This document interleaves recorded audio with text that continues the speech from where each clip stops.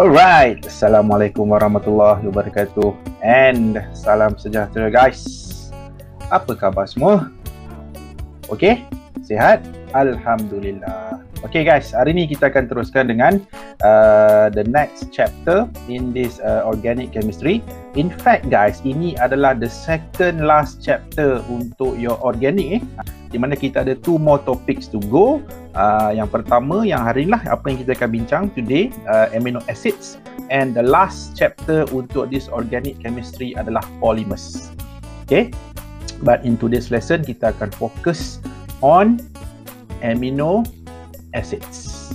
Okay, so are you guys ready?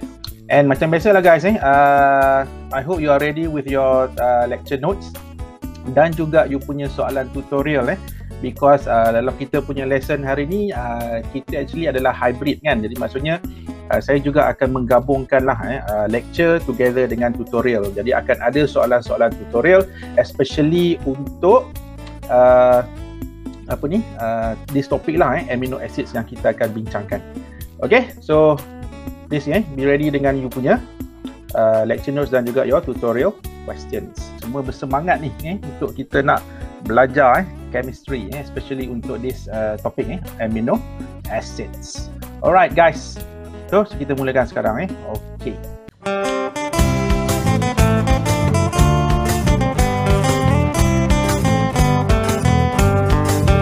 Okay guys, jadi basically inilah dia chapter 19 amino acids, di mana chapter ni tak panjang pun sebenarnya dia dalam dia ada 2 subtopik sahaja. Kita ada 19.1 which is just an introduction to amino acids. Kita akan tengok nantilah apa itu amino acid, macam mana dia punya structures, okay, dan macam mana nak menamakan amino acids.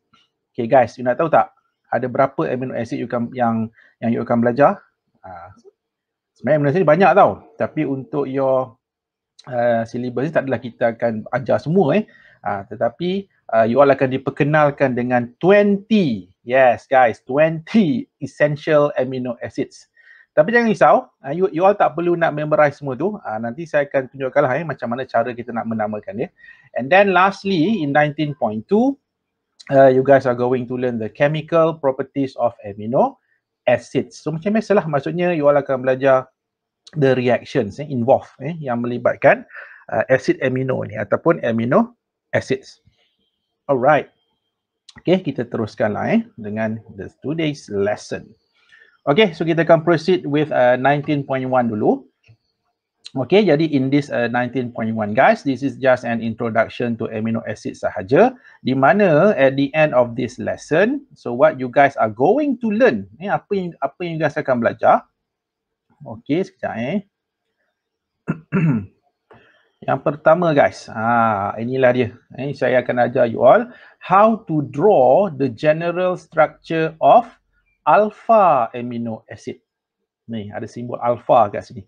Nanti saya akan explain kenapa ada alpha dekat sini. Apa maksud alpha ni? Nanti saya akan discuss dengan you all after this. Okay, and then you all are going to learn the naming macam mana kita nak name an amino acid according to the IUPAC nomenclature guys, mengikut sistem IUPAC. Okay, dan of course lah kan akan ada dia punya guidelines ataupun dia punya rules yang you kena follow lah untuk kita nak menamakan mengikut sistem IUPAC. Okay, and then ini benda baru yang saya rasa maybe you all tak pernah jumpa pun sebelum ni. Okay, ataupun maybe you pernah jumpa kot tapi you tak ingat, atau tapi saya tak ada kot this is the first time saya rasa kan. So apa dia? Inilah dia dikatakan zwitterion. Saya akan perkenalkan pada you all satu term yang dikenali sebagai zwitterion. Bukan Twitter, Zwitter. Kan Twitter pula kan, sebab you all dah familiar dengan Twitter. Ini bukan Twitter, ini zwitterion. Dan guys, ini pun benda baru saya rasa. Ni isoelectric point, PI. You all dah familiar dengan pH kan? Ini PI. PI, bukan pi tau, sebutan is PI.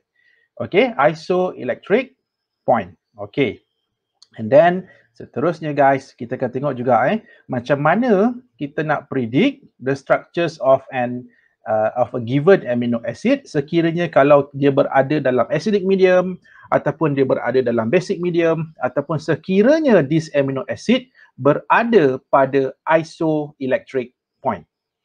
Okay, so these are all the things lah yang you are going to learn dalam this introduction to amino acids. Okay, so kita start dengan first thing first. Let's look at the structure ataupun macam mana apa itu amino acid dan macam mana dia punya structures guys. So let's do this. Okay, so amino acids. Saya rasa bila kita sebut amino acids ni, especially untuk you guys yang belajar biology kan, ataupun mungkin di SPM dulu pun ada ambil biology. Okay, maybe you ada familiar lah dengan apa itu amino acids. So apa itu amino acid? Jadi sebenarnya amino acids ni dia adalah a monomer of protein. Okay, when we say monomer guys, okay, you all familiar dengan polymer kan? Ini monomer. Monomer ni adalah kita panggil sebagai dia lah yang membentuk polimer. Faham tak? Bila monomer ni bergabung dengan sangat banyak, itu dia jadi polimer. Kan mono means one, satu. Tapi kalau banyak, sangat banyak, thousands, could be millions kan, itu kita sebut sebagai polimer. Tapi actually protein, kalau you guys nak tahu, protein actually is a type of polymer sebenarnya. Betul protein tu actually satu polimer. Sebab apa? Sebab dia dibina oleh thousands ataupun millions of monomers. Okay, and one of the monomers yang membentuk protein ini guys adalah amino acids. Dan this amino acid actually kita boleh jumpa dia merata-rata. Kan? In fact dalam diri you all sekarang, dalam diri saya pun ada this amino acid. Okay, kenapa? Sebab antaranya lah kat mana kita boleh jumpa amino acid ni. Okay, so dalam sutra silk. Ini manusia tak hasilkanlah sutra, kita pakai je kain sutra kan. Ulat sutra itulah yang menghasilkan this sutra silk. Okay, skin. Kita punya skin ni guys, kulit kita punya hair. Okay, apa lagi? Kita punya rambut ataupun kita punya kuku nails. Our nails are made up of actually adalah dibina oleh ni lah apa sebagai amino acid ni. Dan ni saya rasa you dah familiar sekarang dalam hormones dalam enzymes. Apa contoh yang paling bila kita sebut amino acid ni, saya rasa ramai yang akan ingat apa? 3 huruf tu. DNA. Apa? Deoksiribonucleic acid kan? Itu actually DNA tu dibina oleh this amino acid lah. Okay? Kan you belajar ada rantai DNA tu, DNA punya rantai tu kan panjang kan, ada G, A, T, A, C, C apa semua tu kan. Okay, actually itu adalah apa tu sebenarnya? Itulah adalah amino acids lah. Bila amino acid ni bergabung guys, okay, dia akan membentuk satu rantaian yang panjang. Okay, contohnya macam DNA ataupun kalau lebih besar lagi dia akan membentuk protein. Dan saya rasa kalau nak cerita tentang amino acid ni banyak lah Ni saya just bagi a few example sahaja yang sering kali kita boleh jumpa lah. Okay, dalam diri kita ataupun dalam benda-benda lain. Okay, seterusnya. Okay guys, ini yang saya cakap tadi Apa yang you guys akan belajar, inilah dia. Ada 20 essential amino acids. Essential means acid amino perlu. Acid amino perlu guys. Sebab apa? Kadang-kadang amino acid ni tak semua amino acid ni badan kita boleh hasilkan tau. Okay, sebab tu kita perlu dapatkan sumber-sumber amino acid daripada luar. Contohnya daripada the food we eat. Okay, daripada makanan yang kita makan tu ataupun daripada supplements maksudnya sebab badan kita tak boleh nak produce all of amino acids yang ada ni. Tapi sebab tu kita kena consume daripada makanan ataupun mana-mana suplemen lah. Okay, jadi ada 20 sebenarnya, 20 essential amino acids. So what are these 20? Itu sekejap lagi saya akan tunjukkan pada you all. Kesemua 20 essential amino acids. Di mana kenapa disebut essential? Sebab ini yang diperlukan oleh kita, especially kita punya human body. Okay, right. Okay guys, terusnya. Ni kita dah mula masuk pada structures. Macam mana dikatakan amino acid tu? Okay, amino acid ni guys, actually it is an organic compound. Dia adalah organic compound. Di mana yang menariknya dengan this amino acid guys, dia ada 2 functional groups dalam satu molekul ataupun dalam satu structure. So what are those 2 functional groups? Okay, amino acid ni dia ada 2. Dia ada carboxyl ni carboxyl ni, you guys dah familiar bila you belajar amino acid, carboxylic acid kan, functional group untuk carboxylic acid, carboxyl. And guys, at the same time, dalam amino acid juga ada amino punya functional group. Jadi ini menunjukkan dia ada dua lah. So amino acid ni dia ada dua functional groups. It is a 2-in-1 compound. Maksudnya dia ada carboxyl, at the same time dia juga ada amino. Okay, itu yang uniknya tentang this amino acid. Right, so seterusnya kita pergi pada the structures. Macam mana yang dikatakan rupa ataupun struktur this amino acid. Okay, so sebelum tu saya nak perkenalkan dulu pada you all. Apa yang disebut sebagai alpha amino acid? Alpha amino acid. Sebab biasanya untuk you punya syllabus ni, you akan banyak berjumpa dengan this alpha amino acid lah. Okay, jadi apa itu alpha amino acid? Okay, in terms of the definition, okay, so alpha amino acid is defined as an amino acid di mana dia punya amino group is bonded to the alpha carbon. Okay, dan at the same time, this alpha carbon juga is bonded to a carboxyl group. Faham tak? Dia macam ni, saya tunjukkan dia punya drawing lah, lebih senang. Okay, macam ni guys. So inilah dia, the structure of an alpha amino acid. Okay, firstly, kenapa ini adalah amino acid? Sebab apa ini adalah amino acid? Because it has carboxyl. Nampak tak? Dia ada carboxyl. Okay, dia ada carboxyl. And then, at the same time, dia juga ada amino. Dalam satu structure yang sama, dalam satu molekul yang sama. Okay, itu kenapa dia amino acid. Tetapi in this case, why this compound is an alpha amino acid? Because ini guys, you nampak tak? Okay, ini adalah alpha carbon. Okay, apa you nampak kat sini? Amino group dan juga carboxyl group, both of these, okay, are bonded to the same carbon atom, which is the alpha carbon.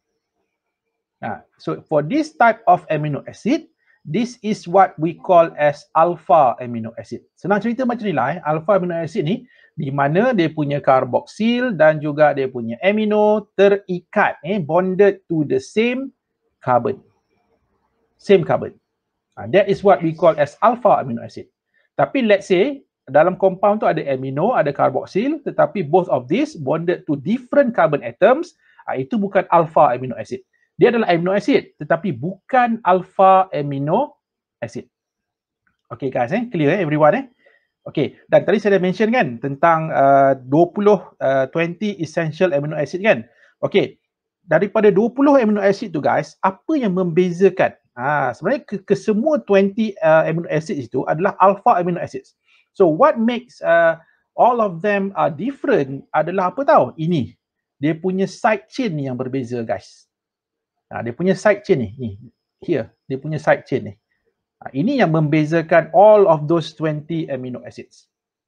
Okay, so you dah bersedia ke? Saya nak tunjukkan ni, kesemua 20 amino acid yang saya sebut tadi tu, essential amino acids. Okay guys, kita tengok satu persatu. Okay guys, kita start dengan the simplest dulu, yang paling ringkas. Okay, alpha amino acid yang paling simple, yang paling ringkas. Okay, namanya adalah dikenali sebagai glycine. Okay, glycine ataupun sometimes it is abbreviated, dia diringkaskan kepada gly. Ni gly bukan geli, sebab ada kadang-kadang yang sebut geli. Apa pula geli? Ni gly, glycine, daripada glycine. Ataupun in some cases sekarang dia ringkaskan lagi, dia guna alfabet saja. G. Kan kalau you tengok dalam rantai DNA tu, kalau ada G tu stands for glycine lah. Ada glycine dalam structure tu. Okay, so itu dia punya ringkasan, sama ada you tulis glycine ataupun you ringkaskan like this, gly ataupun G. Okay, tapi kena ingat guys, ini adalah common name dia. This is not the IUPAC name. Macam mana IUPAC name? Nanti kejap lagi. Sabar, kejap lagi saya akan ajar macam mana nak menamakan alpha amino acid mengikut sistem IUPAC. Okay, jadi sekarang kita berkenalan dulu dengan kesemua 20 essential amino acid tadi. Okay, and the simplest is this, glycine. Dan glycine ni, apa dia punya side chain dia? Side chain dia adalah hydrogen atom guys. Atau structure dia macam mana? Inilah dia, structure glycine, nampak tak? Kalau tadi sini R kan. Jadi untuk case glycine, R dia adalah H. Okay, dia punya R adalah H atom. So this is the structure of the simplest alpha amino acid, glycine. Okay. Alright, seterusnya. Jadi sekarang ni untuk yang the rest of this yang selebihnya tu, ini baru yang pertama kan. Ada 19 amino acid lagi kan. So yang lagi 19 amino acid tu guys, dia akan berbeza in terms of dia punya side chain lah. Dia punya side chain itu yang akan membezakan ke semua 20 amino acid ini. So kita tengok satu persatu Okay, jadi untuk memudahkan kita punya sebab 20 ni macam banyak kan. So kita saya kelompokkan dia, saya letak dia kepada groups, into groups. Yang pertama kita ada groups of alpha amino acid di mana guys dia punya side chain adalah alkyl group. Remember R tadi? Kan? Dia punya R itu adalah alkyl. Okay, ataupun dia punya side chain adalah alkyl. Okay, yang pertama kita tengok apa dia? Okay, yang pertama guys, dia punya dia punya R itu adalah methyl. So kalau kita ada this structure, ini namanya adalah alanine. Ataupun ringkasan ALA, kan? ALA kan? ALA. Okay, alanine, bukan alanine, alanine. Okay, alanine ini alanine. Okay, ini yang pertama. Yang kedua, kita ada apa structure tu guys? Kalau you perasan, apa structure alkyl tu? Itu adalah isopropyl kan? Dia ada isopropyl. Jadi kalau itu adalah isopropyl, okay, dia punya namanya adalah valine. Okay, ataupun val lah. Valine ataupun val, ringkasan dia lah. Alright, seterusnya guys, kita ada this. Okay, amino acid. Okay, kali ni kita ada apa ni? Dia punya alkyl dia adalah 1, 2, 3, 4. Ini adalah isobutyl, kan? Yes, isobutyl. Okay, isobutyl dia punya R tu. Okay, jadi in this case, namanya guys adalah leucine. Okay, it is what we call as leucine ataupun leucine. Okay, tak apa, tak perlu nak memorize tau guys, semua ni ni just saya tunjukkan sahaja. Saya tunjukkan sahaja, tak perlu nak hafal semua ni. Okay, and then kita ada this. Ini namanya isoleucine. See the difference? Adalah dia punya alkyl tu guys. Alkyl dia berbeza. Okay, ini isoleucine. And then the next is kita ada benzene ring kat sini. Bonded dia punya alkyl adalah benzene ring. So ini adalah phenylalanine. Kalau tadi alanine, ini phenylalanine. Macam lala pula kan. Phenylalanine. Phenylalanine. Yes, phenylalanine. Ataupun ringkasannya Phe lah. PHE. Okay, seterusnya kita ada this guys.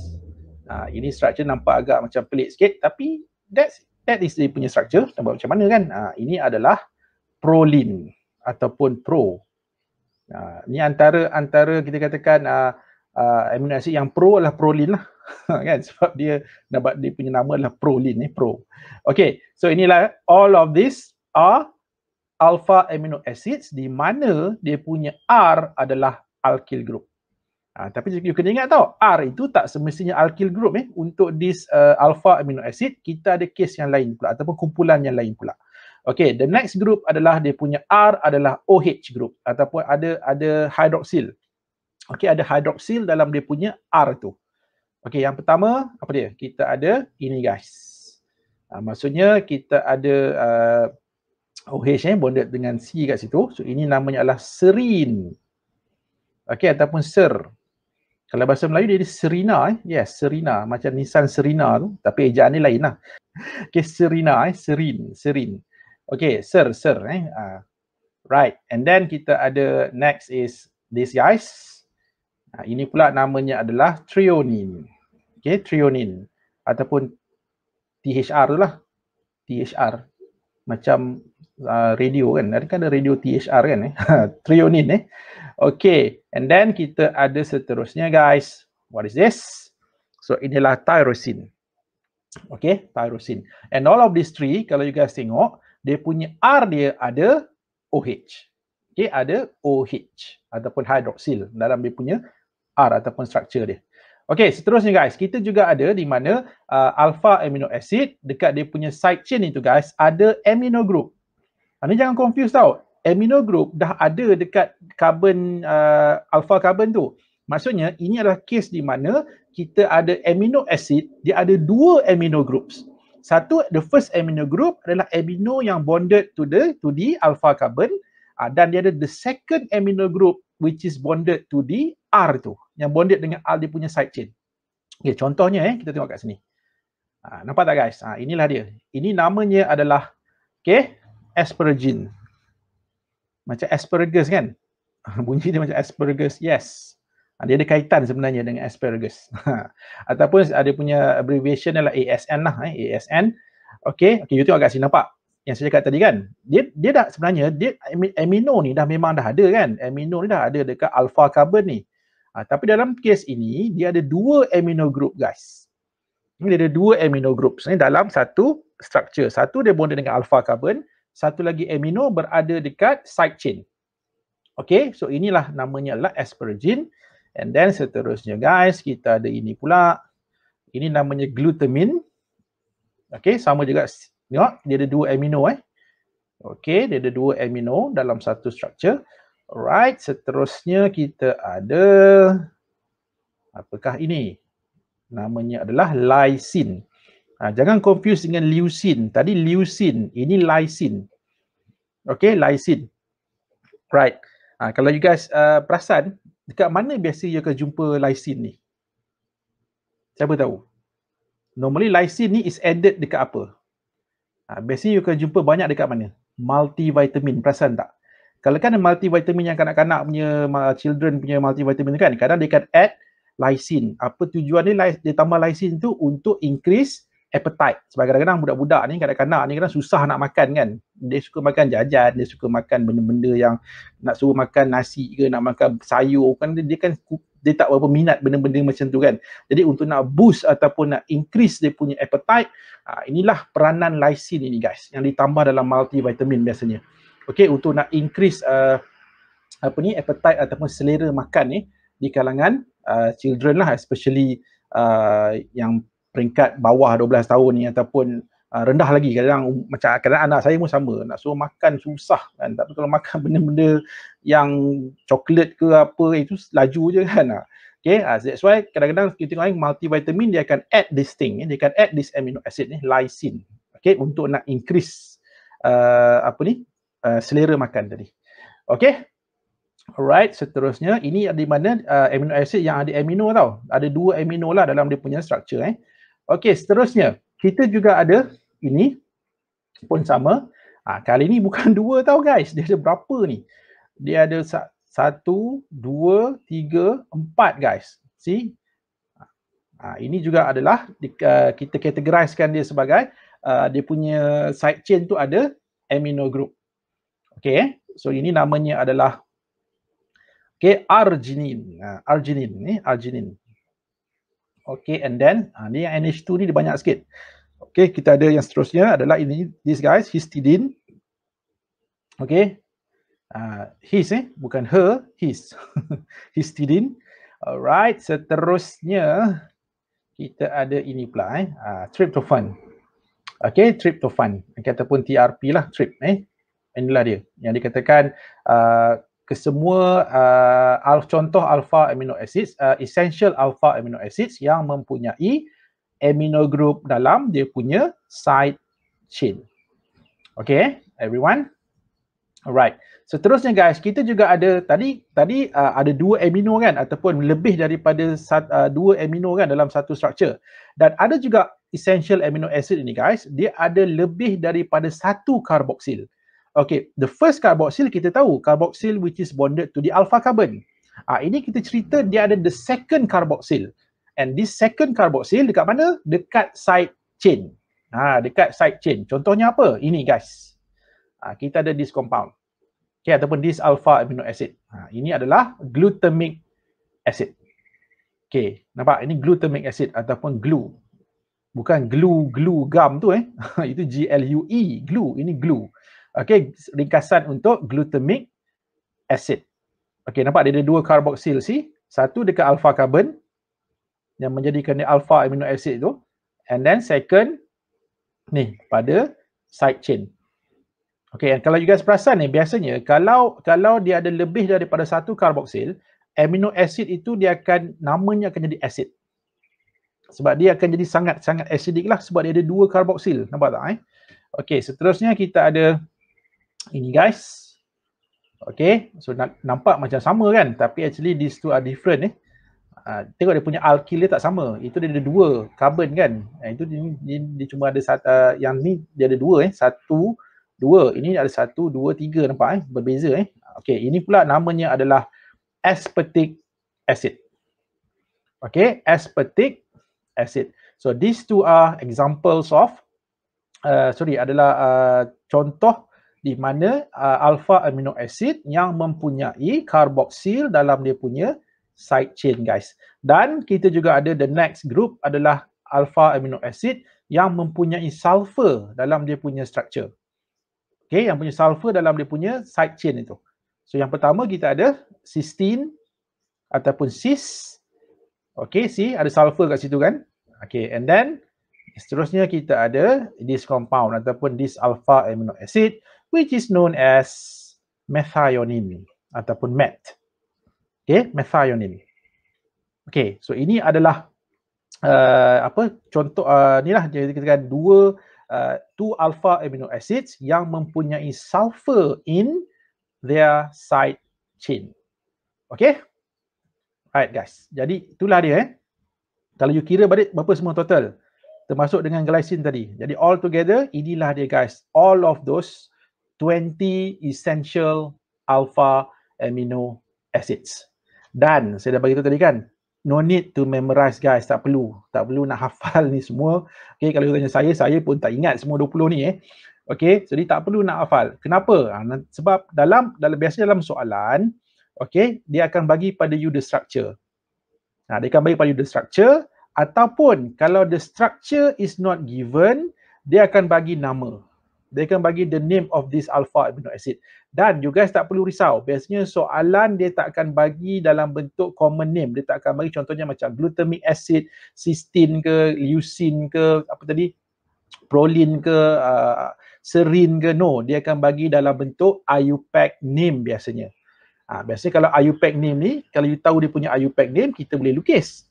Sebab apa kita boleh lukis? Sebab kita tahu parent dia apa, kita tahu dia punya substituent dia apa, dekat mana. Sebab tu dia akan bagi IUPAC name. So that's why, please guys, tak perlu nak hafal. Kerana you all ni semua benda nak hafal kan.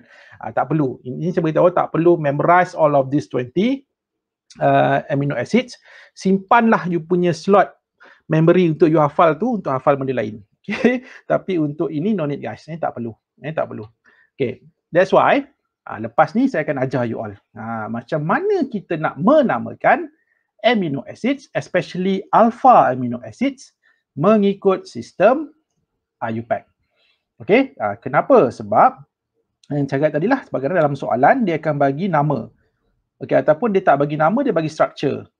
And then kita kena namakan mengikut IUPAC. Okay, jadi kita tengok sekarang kita akan teruskan dengan how to name amino acids, especially alpha amino acids according to the IUPAC system ataupun IUPAC nomenclature. Okay guys, so sekarang kalau kita tengok balik, dalam alpha amino acids ataupun amino acids in general, dia ada apa? Dia ada carboxyl dan dia ada amino group kan? Both of this dalam satu structure. Okay guys, cuba kita recall balik. Kan, you dah diperkenalkan dalam kita punya previous lessons the table of priority of functional groups, remember? Kan, siapa yang paling top dia punya priority should be given to siapa? Carboxyl kan, sebab carboxylic acid dia paling atas sekali. In fact, dia punya ranking dia punya kedudukan dia is always number 1. Dia dekat atas of the table. Okay, on the top of the table kan, dia paling atas sekali. Maksudnya kalau kita compare antara carboxyl dengan amino, priority must be given to carboxyl group. That's why guys, this carboxyl, macam mana sekalipun, kita kena assign dia sebagai carbon number 1. Kan? Carbon numero uno. Apa? Number one. Wahid kan, carbon nombor satu. Okay, carbon number one. Faham So, amino tu apa? Amino akan jadi substituent. And since kita bagi priority, kita akan prioritizekan this carboxyl group, that's why the parent name of amino acid adalah carboxylic acid. Sebab tu dia adalah amino acid. Kan, amino acid maksudnya parent dia masih acid lah. Kan, jadi parent ni adalah carboxylic acid guys. Dan amino tu akan jadi substituent. Okay, contohnya okay, kita tengok yang pertama. Glycine. Saya guna contoh yang simple-simple dulu. Okay, let's look at these two examples guys. Kita ada glycine. Kita tengok glycine. Kalau kita draw dia punya structure tadi guys. Inilah dia structure of glycine. Dan dekat bawah itu adalah structure of alanine. Okay, so sekarang saya nak ajar you all macam mana kita nak name this two amino acids ni mengikut sistem IUPAC. Okay, tadi saya dah mention kan, carboxyl ni kita kena bagi priority. Maksudnya apa? Parent ni adalah apa? Maksud this is the parent. Ini guys. Okay, so ini adalah parent ni lah. So berapa carbon ini? Ini carbon number 1, ini carbon number 2 kan? Okay, apakah carboxylic acid yang ada 2 carbon? Ethanoic acid. Kan? Ethanoic acid. Jadi, parent is ethanoic acid. And then dekat carbon number 2 ni guys, ada apa? Ada amino. So, kita akan ada apa? You akan ada 2 amino ethanoic acid. See? Tak perlu pun you nak hafal nama-nama common tadi Tak, no need. Jadi, kita just fokus pada dia punya IUPAC name saja. Okay, baru kita tahu macam mana structure dia macam mana dan macam mana juga kita nak lukis nanti kan bila kita tahu dia punya nama kan. Okay, nampak? Inilah 2 amino ethanoic acid ataupun the other name is glycine. Okay, next. Next kita ada alanine guys. Alanine. Pun samalah. Firstly, kita akan look for the longest continuous carbon chain dan carbon chain itu mesti including carboxyl. Jadi the longest carbon chain berapa? Inilah 1, 2, 3 ni guys kan? 3. So apakah carboxylic acid yang ada 3 carbon? Propanoic acid. Kan? Propanoic acid. And see di mana dia kedudukan amino? Amino dekat carbon number 1, 2, 3. Nampak? Amino berada pada carbon number 2. So kita akan ada 2 amino propanoic acid ataupun also known as alanine. Okay, tadi glycine, ini alanine. Okay, dan satu saya nak share dengan you all guys. Kalau you tengok untuk alpha amino acids ni, okay, untuk kesemua 20 alpha amino acid ni, kedudukan amino mesti dekat carbon number 2. Dia akan always start dengan 2 amino. Okay, sebab apa? Sebab kalau carboxyl, carbon number 1, alpha carbon mesti carbon number 2 kan? So kalau alpha carbon, carbon number 2, amino dekat mana? Amino dekat carbon number 2. Sebab tu always amino kedudukan dia akan berada pada carbon number 2. Okay, ini saya cerita untuk alpha amino acid bukan amino acid yang lain. Alpha amino acid. Dia kalau bukan alpha amino acid, amino boleh duduk dekat mana-mana lah. Tapi kalau alpha amino acid, dia memang akan, namanya akan macam ni. 2 amino something. Okay. Alright, seterusnya guys. Okay, next kita ada valine. Okay, so macam biasa guys, kita look for the longest carbon chain including carboxyl. Jadi 1, 2, 3, 4. 1, 2, 3, 4. 4 lah kan? So kalau 4, so inilah kalau saya highlightkan kat sini. Okay, so this is the parent. Okay, apa ni? Kita ada 1, 2, 3, 4. 4 carbon apa guys? Carboxylic acid ada 4 carbon. Butanoic acid, right? Kan? Butanoic acid. And then pada carbon number 2 ada amino. Pada carbon number 3 ada methyl. So dia akan jadi apa ni? Kan saya cakap tadi kan, dia akan sentiasa start dengan amino. Lagi satu kali tengok, amino starts with A kan? Methyl starts with M. Kalau ikut alphabetical order, of course amino comes first kan? Amino dulu. Sebab tu namanya guys akan jadi 2 amino, 3 methyl, butanoic acid. Okay, ataupun known as valine. Okay, next, seterusnya. Okay. Seterusnya nampak macam sama ni kan, tapi lain ni kalau you kira longest carbon chain dia tak sama. Okay, this time kita ada berapa ni? 1, 2, 3, 4, 5. Okay guys, jadi longest carbon chain is 1, 2, 3, 4, 5. Tadi longest carbon chain is 4 kan? So kita dapat kat sini, kita ada pentanoic acid. Okay, pentanoic acid. And once again, nampak amino dekat mana? Carbon number 2. Methyl dekat mana? Carbon number 4. Jadi kita akan ada apa? 2 amino 4 methyl pentanoic acid. Okay, you ada 2 amino 4 methyl pentanoic acid ataupun also known as leucine. Okay. Alright, seterusnya guys, isoleucine pula. So isoleucine, so kita cari parent ni dulu. Parent mana? Ini dia. Okay, kita ada 1, 2, 3, 4, 5. Okay, still kita ada pentanoic acid kan? 1, 2, 3, 4, 5. Kan? 1, 2, 3, 4, 5. Okay, sekali lagi amino dekat mana? Carbon number 2 kan? And then kita ada methyl pada carbon number 3. So, apa nama dia guys? 2 amino, 3 methyl pentanoic acid. Okay? Nampak tak? Tak susah pun sebenarnya guys. Ini nak menamakan amino acid ni. As long as you apply all the guidelines tu yang ditetapkan oleh IUPAC, insya-Allah you boleh namakan. Okay? Alright, seterusnya. Okay, ada banyak lagi ni. Tapi saya tak tunjukkan semua lah saya ambil beberapa saja. Okay, so kita ada seterusnya lah phenylalanine. Okay, ini pun sama guys. So the longest carbon chain berapa? Nampak macam panjang kan? Sebenarnya the longest carbon chain 3 je ni. Inilah dia punya parent guys. Okay, this is the parent. So the 1, 2, 3. Okay, walaupun benzene ring ada kat sini. Ingat benzene ring ni you tak boleh masukkan dia sekali dengan parent. Kan kita pernah bincang sebelum ni kan? Kalau parent adalah carbon chain saja. You tak boleh parent dia bergabung dengan aromatic ring. Jadi parent tak boleh. Okay, jadi dalam this case, benzene akan jadi apa?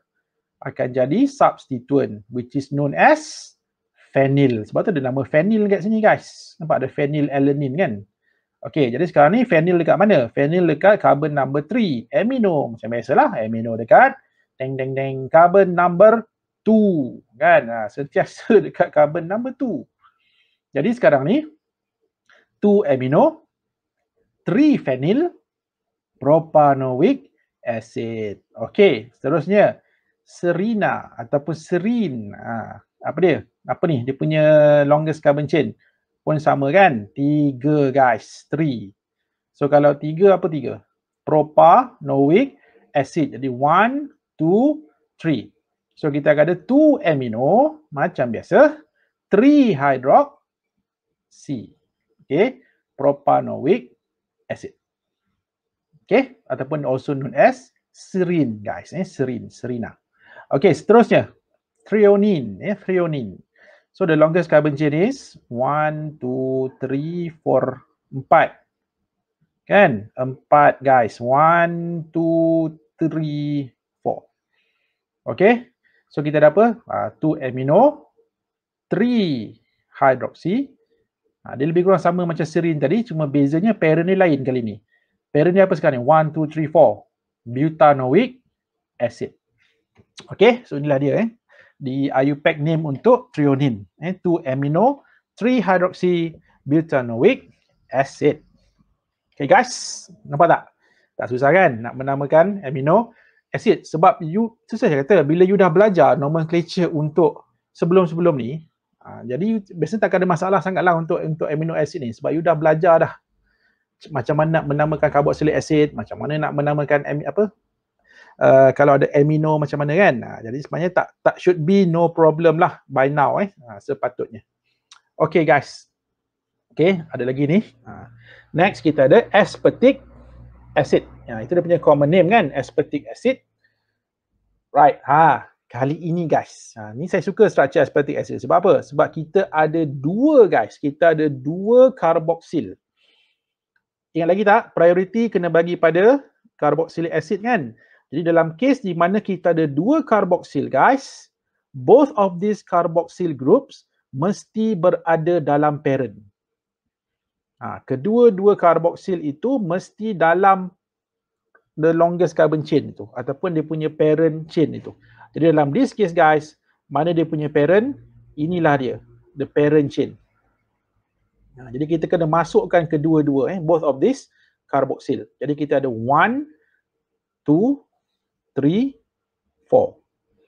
Okay, 1, 2, 3, 4. Ingat lagi tak? What do we call carboxylic acid yang ada dua carboxyl? Apa? Tak dengar? Sekali lagi. Yes, dioic acid. Dioic acid. Kita kena dioic acid. So ni berapa carbon?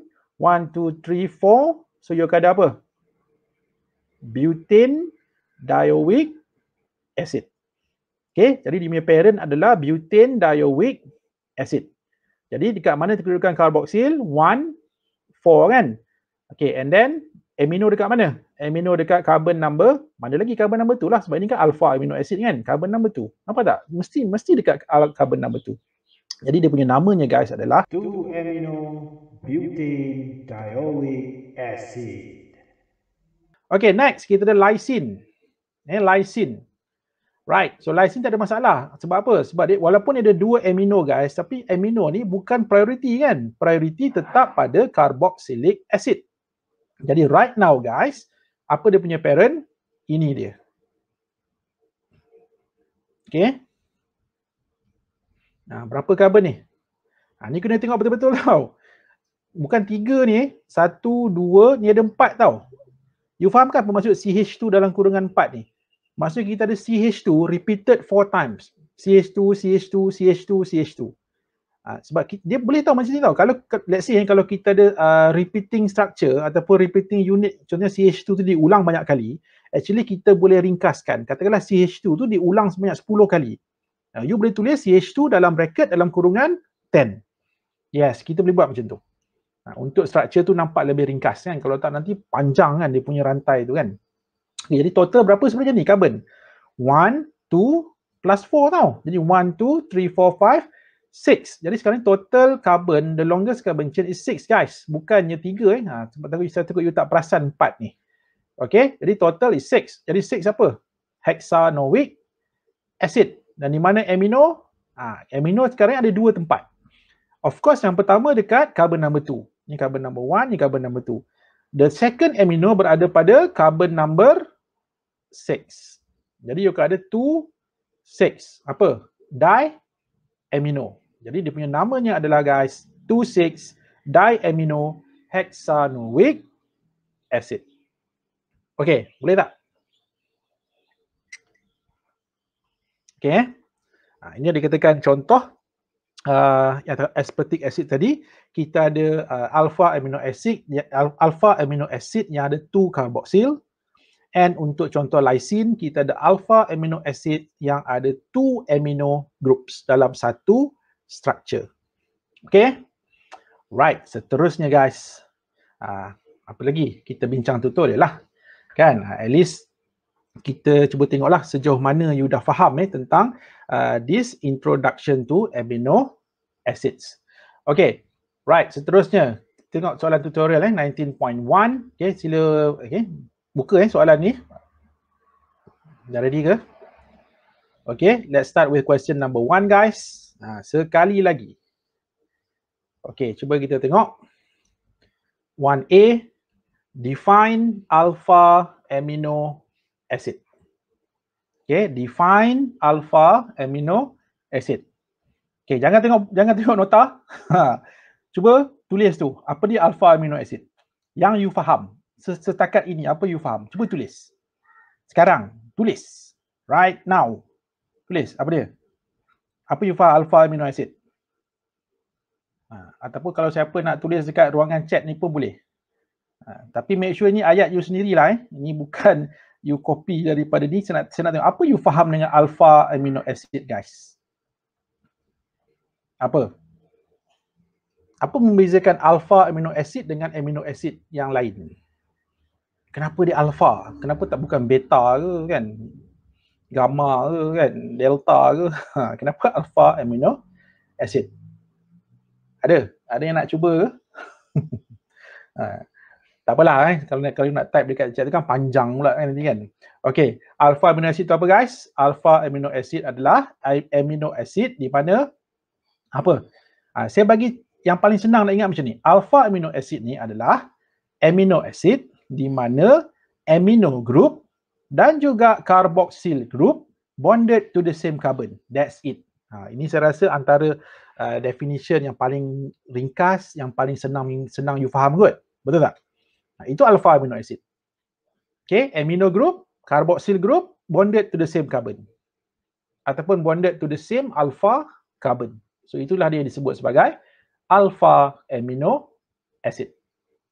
And then the next is name the following alpha amino acid. Nampak dia dah bagi tahu dah. Ini adalah all of these four adalah alpha amino acids using IUPAC rules ataupun IUPAC nomenclature. Okay, so let's start with the first one guys. Okay, cuba tengok So the longest carbon chain berapa ni? Okay, kalau dia bagi condensed structure like this, you guys tak berapa nampak. Okay, it's better you expandkan dia. Okay, ataupun jadikan dia just carbon skeleton sahaja. So dalam this case, the longest carbon chain is 1, 2, 3, yes, 1, 2, 3, 4. Kan the longest carbon chain is 4. And then dia ada amino pada carbon number 2. And then dia ada 1, 2, 3. Dia ada methyl pada carbon number 3. Nampak tak Dia ada amino pada carbon number 2. Methyl pada carbon number 3. So namanya adalah 2-amino 3-methyl butanoic acid. Okay, ni kalau you guys tak nampak, you buat macam ni lah. Okay, kita ada carboxyl kan. Carbon number 1. And then pada carbon number 2. Ada amino, and then 1, 2, 3, 4. 1, 2, 3, 4. And then ada satu methyl kat sini, nampak? Methyl pada carbon number 3, jadi 1, 2, 3, 4, butanoic acid. Jadi you ada 3 methyl, 2 amino, okay, butanoic acid. Okay guys, boleh Alright, seterusnya, compound number 2. Okay, compound number 2, okay, ini pun samalah. Okay, kalau kita draw, okay, kita cuba lukis dulu.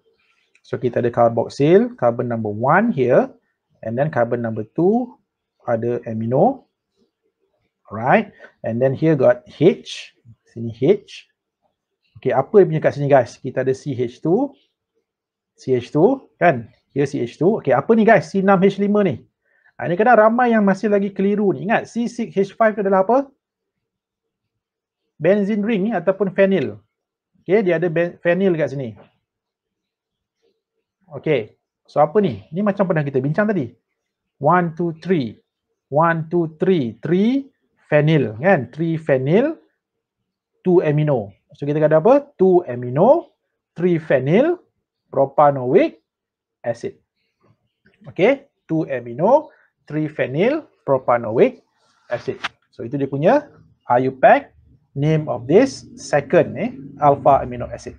Okay, for the third alpha amino acid, kita ada apa pula kat sini guys? So kalau kita draw dia punya structure, kita ada carboxyl here, amino pada carbon number 2, here got H. Jadi 1, 2, 1, 2, 3 kan? Sini ada carbon yang ketiga. And then pada carbon number 3, ada OH guys. Jadi ini carbon number 1, carbon number 2, carbon number 3. So parent dia apa? Parent dia adalah propanoic acid. Jadi kita akan ada 2 amino. Dekat carbon number 3 ada hydroxyl kan? Jadi kita ada 2 amino, 3 hydroxy, propanoic acid. Okay.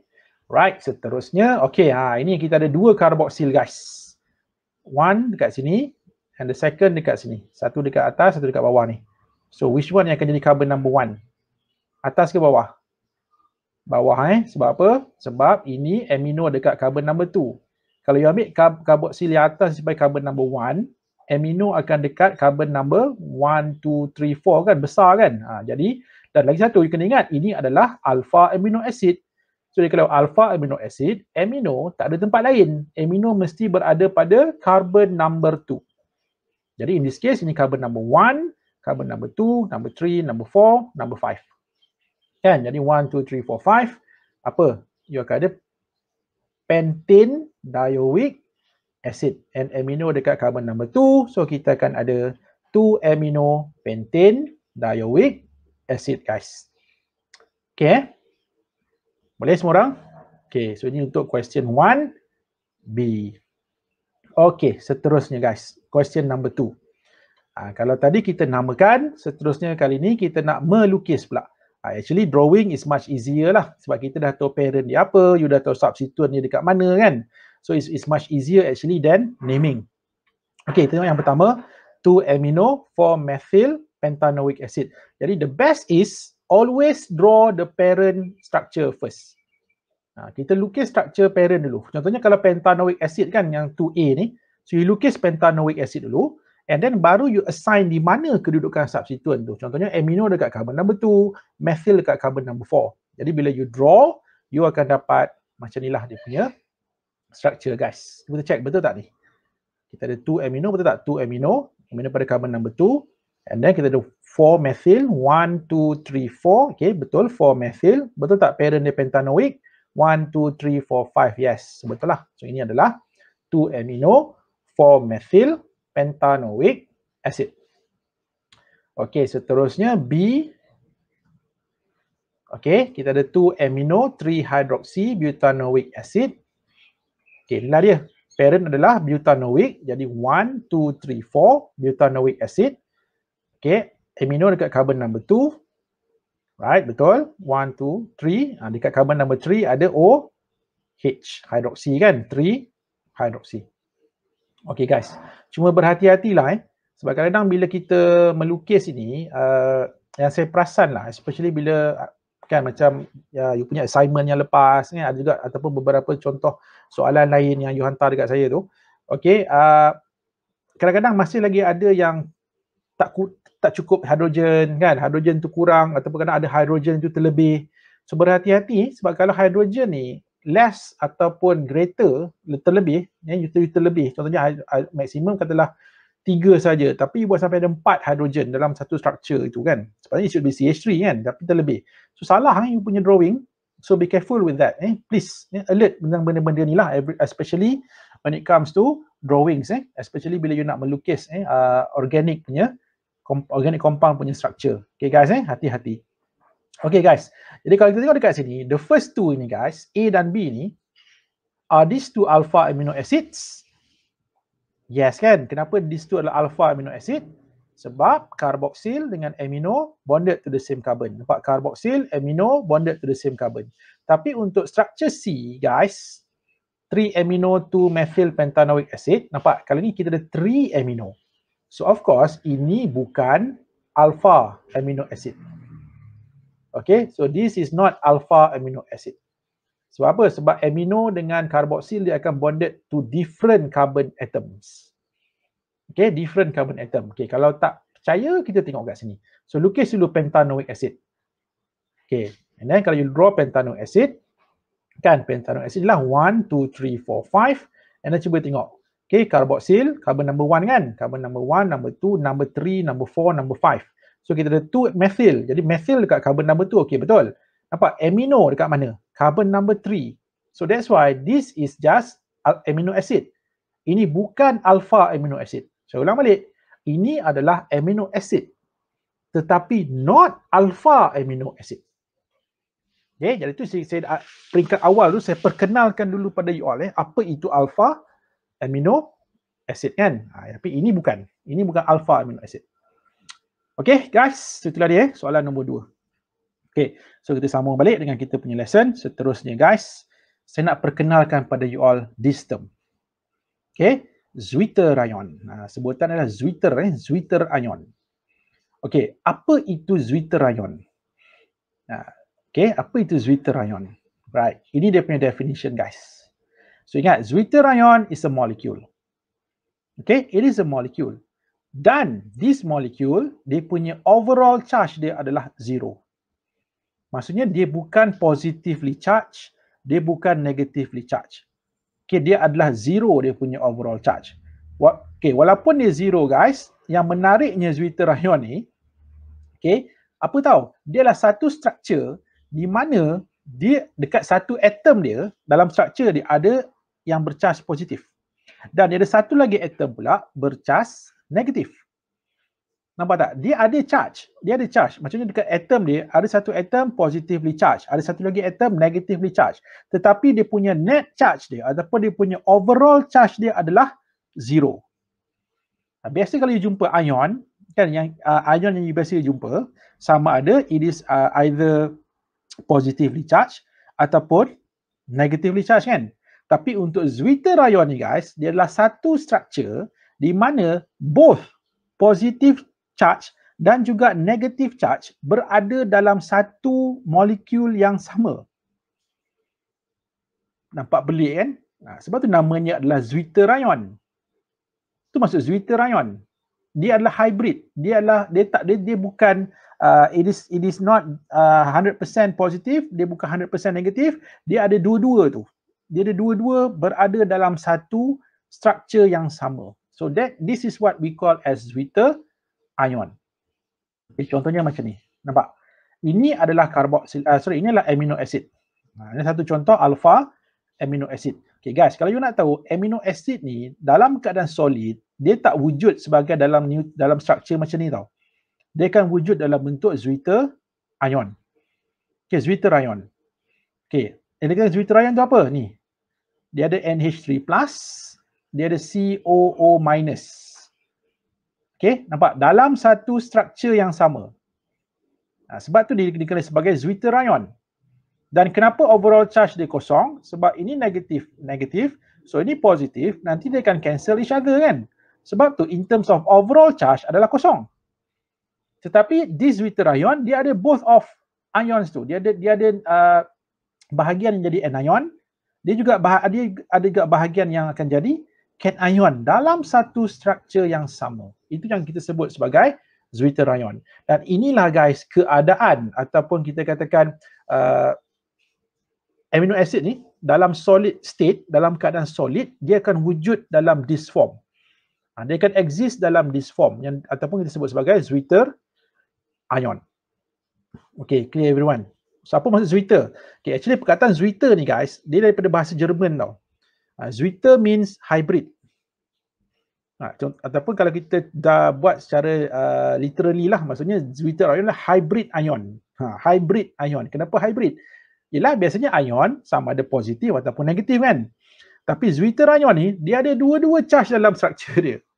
Sebab tu dia dikenali sebagai zwitterion. So dan zwitterion ni berlaku pada amino acid.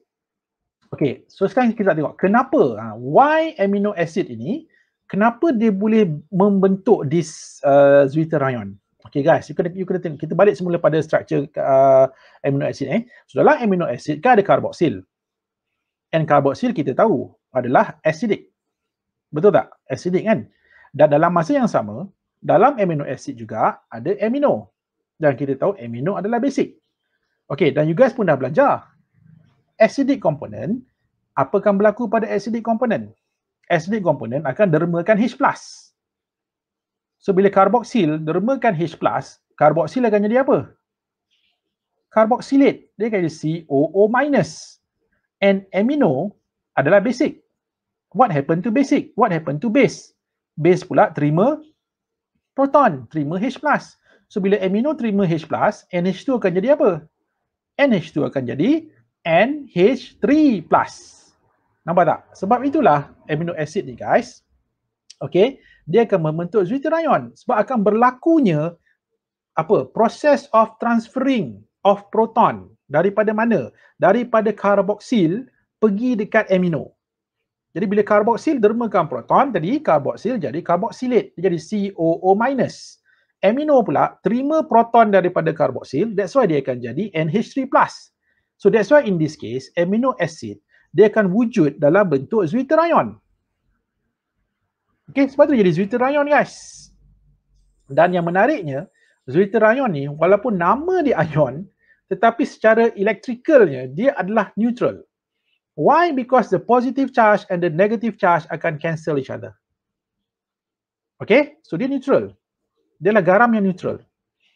Okay, actually dia bentuk salt lah sebenarnya. Okay, dan inilah tadi saya cakap tadi kan, biasanya alpha amino acid ni dia akan exist sebagai deuterion bila tahu dalam keadaan solid ataupun in solid state. Dalam dia punya keadaan perpejal lah, dia akan membentuk this deuterion. Okay, guys, so itu apa disebut sebagai deuterion. Right, seterusnya. Okay, yang kedua masih lagi tentang deuterion. Okay, pertama tadi saya dah tunjukkan macam mana structure of deuterion. Okay, the next is, guys, you kena tahu. Since deuterions ni, kalau kita tengok kan, dia ada apa? Dia ada carboxylate. Okay, dia ada carboxylate. Dan dalam masa yang sama, dia ada amnium, NH3+ kat sini. Sebab itulah deuterion ni, guys, dia bersifat amphoteric. Ingat lagi tak apa maksud amphoteric? Amphoteric means it could act as an acid ataupun it could also act as a base depending on which medium dia berada. Contohnya kalau you letakkan deuterion dalam acidic medium, dia akan jadi base. Kalau you letakkan deuterion dalam basic medium, dia akan jadi acid ataupun dia akan dermakan proton. Kalau you letak di dalam medium acidic, dia akan jadi apa? Dia akan jadi base kan? Dia jadi base, dia akan terima proton. Itu dia katakan amphoteric tu. Maksudnya deuterion ni dia punya keadaan dia akan bergantung kepada in which medium dia berada. Kalau dalam keadaan neutral, dia akan wujud sebagai deuterion. Okey, ataupun kalau letak dalam medium acidic, dia akan jadi base. You letak dia dalam base, dia akan jadi acid. Tak apa, nanti saya akan tunjukkan dia punya diagram dia. Okey, so that's why guys, dalam aqueous solution, normally alpha amino acid ni dia akan wujud sebagai deuterion.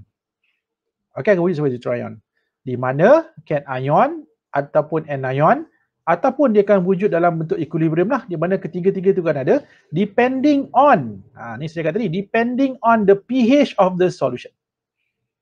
Maksudnya keadaan amino acid ni sama ada dia akan jadi positively charged ataupun negatively charged ataupun dia akan jadi deuterion bergantung kepada in which medium dia berada. Okay, sebagai contoh, at low pH ataupun kita katakan pH yang sangat rendah lah, close to 1. Okay, apa yang berlaku adalah amino acid akan exist sebagai cation. Dia akan wujud sebagai cation. Nanti saya akan ceritakan kenapa. Okay, tetapi pada high pH ataupun pH yang approximately menghampiri close to 14, dia akan exist predominantly as anion. Okay guys, boleh follow tak setakat ini? Okay, tak apa, kita tengok contoh dia macam ni. Dia macam ni guys. So kita sekarang ni dalam aqueous solution. Okay, dalam aqueous solution, apa berlaku adalah amino acid dia akan wujud sebagai deuterion. Ini deuterion kan? Okay, deuterion. Okay, let's say kita letakkan dia dalam acidic medium ataupun pH dia sangat-sangat rendah, menghampiri 1. Okay, kan kita dah bincang tadi, deuterion adalah apa guys? Deuterion bersifat amphoteric. Okay, amphoteric. Jadi bila amphoteric means, dia punya nature dia punya sifat dia akan bergantung kepada situation ataupun dia punya surrounding dia berada dekat mana. Jadi kalau deuterion ni, you letakkan dalam acidic medium, deuterion akan jadi apa? Dia akan jadi base. Dia akan bertindak balas sebagai base. Jadi bila bertindak balas sebagai base, apa base buat guys dalam acid? Apabila base jumpa acid, apa base akan buat? Base akan terima proton. Kan? Base akan terima proton. Jadi sekarang ni dekat deuterion ini guys, which part of deuterion yang akan accept proton? NH3+ ke? NH3+ dah memang dah terlebih proton kat sini kan, sebab tu dia positively charge. Jadi kat mana dia akan terima proton? Yang akan terima proton adalah pada carboxylate part ni. Jadi apa berlaku dalam acidic medium, this is what going to happen. Nampak? Maksudnya deuterion is no more, dia akan wujud dalam kita sebut sebagai cationic form. Jadi ingat guys in an acidic solution, apa yang berlaku adalah alpha amino acid akan gains a proton. Okay, dekat mana yang akan gain proton? Dekat carboxylate tadi. Carboxylate tu akan gains a proton to form a cation. Maksudnya kita akan ada cation. Nampak? Ni bukan zwitterion tau. Inilah cation ni. Kalau zwitterion ni kena dua-dua charge macam ni. Dia ada positif dengan negatif. So ini adalah cationic form. Ataupun dia akan wujud sebagai cation pada low pH. However, kalau this alpha amino acid, kita letak dia pula dalam apa tau? Dalam basic medium ataupun pH ni sangat tinggi, menghampiri 14. Okay, close to 14. So apa berlaku? Dalam basic medium, zwitterion akan jadi apa? Zwitterion akan act as an acid, kan? Dia akan bertindak sebagai acid. Apa acid buat, guys? Acid buat apa? Acid dermakan proton. Sekarang dalam zwitterion, which part of zwitterion yang ada lebihan proton? Kat mana yang ada proton terlebih? Ataupun proton yang boleh didermakan? Daripada mana? Daripada NH3+. Nampak tak? Jadi apa berlaku? Dalam basic medium ataupun higher pH ni, ataupun close to 14 ni, dia punya pH, apa yang berlaku adalah NH3+ ni akan dermakan dia punya proton. Sebelum dermakan dia punya proton, apa berlaku? Dia dah jadi NH2. Nampak tak? Dia akan jadi NH2. Sebab apa? Itu sifat base kan? Base mendermakan proton. Jadi senang cerita macam ni lah. Dalam basic medium, guys, apa berlaku adalah alpha amino acid akan donate a proton from where? From ammonium ion tadi. From NH3+. To form an anion. Jadi ingatlah dalam basic medium, alpha amino acid akan exist sebagai anionic form. Kalau low pH, cationic form, higher pH, anionic form. Okay, so itulah apa yang berlaku pada zwitterion apabila kita letakkan dia dalam two different mediums, sama ada acidic medium ataupun basic medium. Okay guys, right. Dan kita tahu zwitterion akan terbentuk bila? Apabila aqueous solution tu adalah neutral. Okay, dia macam ni guys. At a certain pH, value lah kan. Ini kita tahu kalau low pH ni maksudnya pH menghampiri 1 kan. Inilah pH close to 14. Tapi kalau zwitterion, berapa dia punya pH guys? Berapakah pH? Amino acid akan wujud sebagai zwitterion. Saya tahu kadang you all ni bila sebut neutral, dia akan ingat satu benda je. You all akan ingat 7. No, itu pH untuk strong acid, strong base kan. Strong acid, strong base punya pH apabila dah capai neutralization tu dah berlaku kan. Itu pH 7 sekiranya we are using strong acid, strong base. Tapi tu zwitterion ni guys, dia punya pH dia bergantung kepada amino acid tu. Different alpha amino acids ataupun different amino acids, dia akan mempunyai different pH value untuk dia membentuk zwitterion. Okay, ingat dia akan mempunyai different pH value and it is not necessary mesti 7, bukan 7 kan, jangan salah faham. Okay, dan guys, this value of pH apabila amino acid ini wujud sebagai zwitterion, this value of pH, this is what we call as isoelectric point. Okay, ataupun diringkaskan dengan apa? Kita guna simbol Pi. Okay, simbolnya adalah Pi. Nampak tak? So what is Pi? Pi adalah pH. Ingat, Pi, isoelectric point ni, isoelectric bukan isoelektronik. You dah pernah belajar kan isoelektronik, itu sem lepas. Apa isoelektronik? Ions yang berbeza mempunyai elektron configuration yang sama. Itu isoelektronik. Ini isoelectric point. Apa maksud isoelectric point? Pi. What is Pi? Pi adalah pH. pH apa? pH di mana amino acid exists as zwitterion. Faham tak? Dia macam inilah. Kalau tadi ini pH menghampiri 1 kan.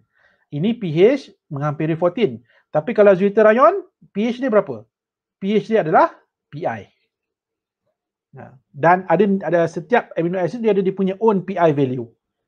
Dia berbeza-beza. Ada yang sama, ada yang berbeza. Okay? Tapi my point here is, itulah dia apa yang disebut sebagai isoelectric point guys. So Pi actually adalah pH. pH apa? pH di mana zwitterion exists ataupun amino acid exists as zwitterion. ion. That is Pi. Okay? Okay tak? Boleh? Alright. Good. Okay, isoelectric point. Masih lagi tentang isoelectric point ni guys. Jadi kalau ikut pada definition lah, daripada in terms of the definition. So what is isoelectric point? Isoelectric point is defined as the pH at which the amino acid has no net charge. Nampak tak? So bila amino acid ni tak ada net charge? Apabila amino acid wujud sebagai zwitterion. Kan zwitterion net charge dia tak ada. Dia ada positif dengan negatif, tetapi net charge dia overall adalah zero, kosong, kan? Kosong. Dan bila ini berlaku, that is the concentration of cations and anions of an amino acid are equal. So itu yang berlaku tau bila dia membentuk zwitterion. Okay, kenapa dia adalah neutral? Sebab cation dan anion tu adalah equal amount, sama banyak dia punya concentration. Sebab itulah dia adalah neutral. Dan dalam masa yang sama, okay, concentration of zwitterion is at its maximum. Maksudnya kepekatan zwitterion itu yang tinggi guys. Bila kita katakan dah capai this Pi ni ataupun isoelectric point. Okay, tapi kalau dalam medium acidic dia akan jadi base kan. Kalau dalam medium basic dia akan jadi acid. Itu cerita lain. Tapi kalau pada isoelectric point, so itulah dia. Ini apa yang berlaku. Dia akan membentuk zwitterion yang paling banyak. Okay, faham Saya ulang balik sekali lagi. Pada pH sama dengan Pi, concentration zwitterion tinggi. Okay, concentration zwitterion itu yang tinggi. Tapi kalau pH kita katakan menghampiri 1 ataupun pH itu adalah rendah ataupun acidic, apa jadi guys? Dia akan jadi apa? Ingat lagi tak? Tadi kita bincang. So dia akan jadi apa? Kalau dalam acid dia akan jadi base kan? So bila jadi base, apa base buat? Base akan terima proton. Jadi bila base terima proton, mana yang terima proton? Karboksil tu kan? Karboksilate kan? Terima proton jadi karboksil. Maksudnya apa? Dalam acidic medium, kepekatan apa yang tinggi? Kepekatan cations yang tinggi. Tapi dalam basic medium, kepekatan anion yang tinggi. Tapi dalam pH equals to Pi, kepekatan zwitterion yang tinggi. Okay? Alright. Dan kalau you nak tahu isoelectric point ni juga, dia juga dikenali also known as isoelectric pH. Ini nama lain ni lah. Ini nama lain dia. Okay. Dan sebenarnya as I mentioned to you tadi, setiap amino acid ni, each amino acid has its own specific Pi. Dia berbeza-beza. Sebab apa? Sebab amino acid ni dia ada kategori dia. Ada amino acid yang neutral, ada amino acid yang acidic, ada amino acid yang bersifat basic. Sebab tu dia punya Pi dia berbeza-beza guys. Mengikut amino acid itu sendiri. Okay? Right, kita tengok contoh soalan tutorial you all yang seterusnya. Okay, sekali lagi. Question number 3. Tutorial 19.1. Okay guys, define zwitterion. Apa itu zwitterion? Macam mana nak define? Kita tengok sikit, ada ke yang cuba nak menjawab soalan ini? Okay, tulis je. Berdasarkan apa yang saya dah cakap tadi, saya dah ajar you all tadi, apa you faham tentang zwitterion ini? Zwitter, ingat Zwitter, ingat? Twitter, bukan. Zwitter apa maksud? Zwitter means hybrid. Hybrid means ada dua. Dua apa? Dia adalah satu structure yang ada positive charge, negative charge on the same structure, on the same molecule, tetapi overall dia apa? Kosong. Kan overall dia adalah net overall charge dia adalah zero guys. Okay, so apa itu? Apa zwitterion? Okay, inilah dia. Apa itu zwitterion? A molecule with an overall charge of zero. Okay, ni saya highlightkan lah. Jadi dalam you punya jawapan, point-point ni mesti ada. Yang pertama, you kena mention it is a molecule with an overall charge of zero. Yang pertama.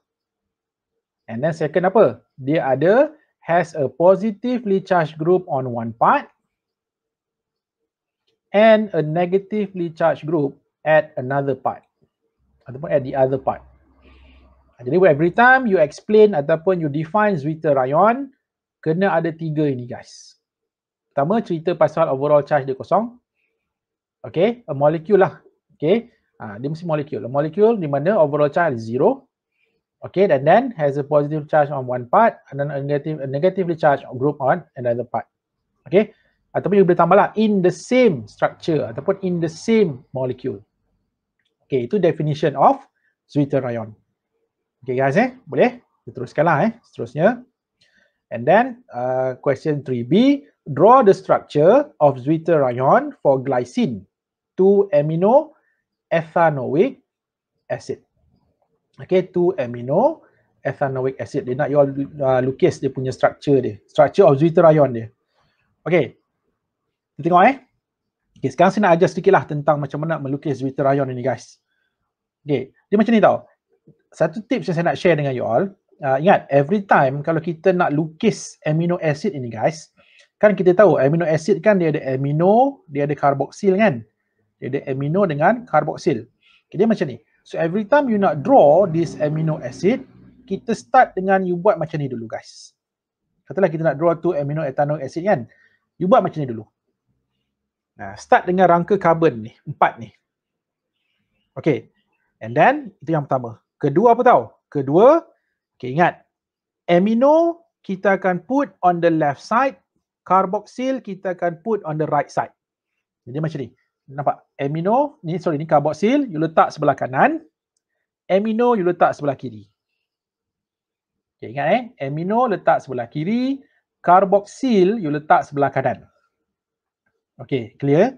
Right, and then dekat atas kita letak hidrogen. Ini kalau kita ada alpha amino acid lah. Okay, letakkan hidrogen. Alright, and then dekat bawah tu, itu R tadilah, dia punya side chain kan. Okay, dalam kes glycine, side chain dia apa? Side chain dia adalah hidrogen. Jadi inilah cara kita melukis. Ini satu tips saya share dengan you all lah, macam mana kita nak melukis amino acid. Okay, right. Cuma sekarang ni soalan tak nak 2-amino ethanoic acid in the form of this. Dia nak dalam bentuk apa? Dalam bentuk Zwitter ion. Jadi kalau dalam bentuk Zwitter ion, apa kita akan buat? Karboksil tukarkan kepada karboksilate. Okay, dan NH2 amino tukarkan kepada ammonium ion. Nampak tak guys? Senang kan? Jadi inilah yang dikatakan Zwitter ion for glycine ataupun Zwitter ion for 2-amino ethanoic acid. Okay, boleh? Kita teruskan soalan yang seterusnya. Question number 4. Okay, ini pun baru kita bincang tadi kan. What is meant by isoelectric point? So, dia adalah apa? Dia adalah pH. Ingat, Pi kan, Pi ni apa? Pi adalah pH. Okay, Pi adalah pH. pH apa? pH at which the concentration of Zwitter ions of an amino acid in a solution is at maximum. Okay, paling tinggi. Itu dikatakan ataupun pH di mana kepekatan Zwitter ion dalam larutan tu sangat-sangat tinggi. Itu yang kita sebut sebagai isoelectric point, the value of pH tu. Okay, ini for A. Right, and then for B. Okay, ini dibagi apa pula kat sini? Nampak? The isoelectric point of valine. Nampak? Ya, you tengok soalan ni macam mana guys. So, saya kata tak perlu you nak hafal. Biasa soalan akan bagi macam ni lah. Dia akan bagi common name dan dalam masa yang sama dia akan bagi dia punya IUPAC name. So, kalau dia bagi IUPAC name, itu tak ada masalah lah kan. You boleh lukis kan. So, that's why tak perlu you nak memorize lah ke semua all of those 20 essential amino acid tadi. Tak perlu. Okay, dan dia beritahu kat sini, isoelectric point of valine ataupun 2-amino 3-methyl butanoic acid ni 6. Jadi 6 ni apa? 6 ni lah dia punya PI. Maksudnya PI dia adalah 6. Okay, soalan sekarang adalah predict the structural formula of valine at isoelectric point pada pH 12 pada pH 1. Apa maksud dia ni? So kalau pH 1 means dalam keadaan acidic, pH 12 means dalam basic medium. Apa dia punya keadaan dia? Sama ada cationic form ataupun anionic form. Dan kita tahu kan kalau dalam pada isoelectric point dia wujud sebagai apa? Dia wujud sebagai zwitterion kan. Okay, kita lukis dulu. Sekarang you lukis dulu macam mana structure 2-amino 3-methyl butanoic acid. Okay guys, nampak ni yang saya ajar you all tadi kan. Nampak kita letak karboksil sebelah kanan, amino sebelah kiri. Okay, and then ni dia punya side chain ni lah. Kalau kita ada 2-amino 3-methyl butanoic acid, so inilah the structure dia guys. Okay, 2-amino 3-methyl butanoic acid. Okay, sekarang ni this amino acid kita letakkan dia berada pada PI ataupun isoelectric point adalah 6. You pun dah tahu kan apa jadi pada amino acid at isoelectric point, dia akan wujud sebagai zwitterion. Jadi kalau zwitterion, macam mana structure dia? So kita akan dapat this structure guys. Nampak tak? Dia ada zwitterion lah. Maksudnya dia ada both ammonium dan juga karboksilate dalam satu molekul, dalam satu structure. Ini at isoelectric point ataupun pada pH berapa tadi? Okay, dia punya PI dia adalah 6. 6 ataupun pH dia 6 lah, di mana 6 tu actually adalah PI lah, PI untuk this valine. Okay, next guys. Seterusnya kita letak dia dekat mana? Dalam acidic medium. Ataupun pH equals to 1. Okay, acidic medium. Ingat lagi tak? Dalam acidic medium, jadi which component of zwitterion ini yang akan bertindak balas? Acidic medium, maksudnya zwitterion akan jadi apa? Dia akan bertindak sebagai base kan? Kalau bertindak balas sebagai base, so which part yang akan terima proton? Karboksilate. Jadi karboksilate ni akan terima proton daripada acid, so dia akan jadi apa? Dia akan jadi ini guys. So ingat dalam acidic medium, dia akan membentuk cationic form. Dia akan jadi cation. Dia bukan lagi zwitterion, nampak? Tapi kalau kita letak dia dalam pH 12 ataupun basic medium, apa jadi pada zwitterion? Zwitterion akan act as an acid. Jadi bila act as an acid, what acid does? Apa acid buat? Acid akan dermakan proton kan? Jadi which part of zwitterion yang boleh dermakan proton? Ammonium ni. Dia akan dermakan 1H+ from this NH3+, dan apa jadi? NH3+ akan jadi NH2. Jadi apa yang nampak dekat sini, dalam basic medium, okay, kita punya amino acid akan wujud dalam bentuk anionic form. Bukan lagi zwitterion. Okay, ingat dalam acidic medium dia akan jadi cationic form. Okay, dekat zwitterion, pH equals to PI, dia akan jadi zwitterion. And then pH menghampiri 14 ataupun basic medium, dia akan membentuk anionic form. Inilah anionic, dia jadi anion, dia negatively charged. Ini dia positively charged, nampak? Okay guys jadi inilah dia. Ini biasanya antara soalan-soalan yang favourite juga kalau untuk ditanya berkaitan dengan topik amino acid ni. So you kena fahamkan betul-betul guys Right. Okay. So inilah basically jawapan untuk this question guys.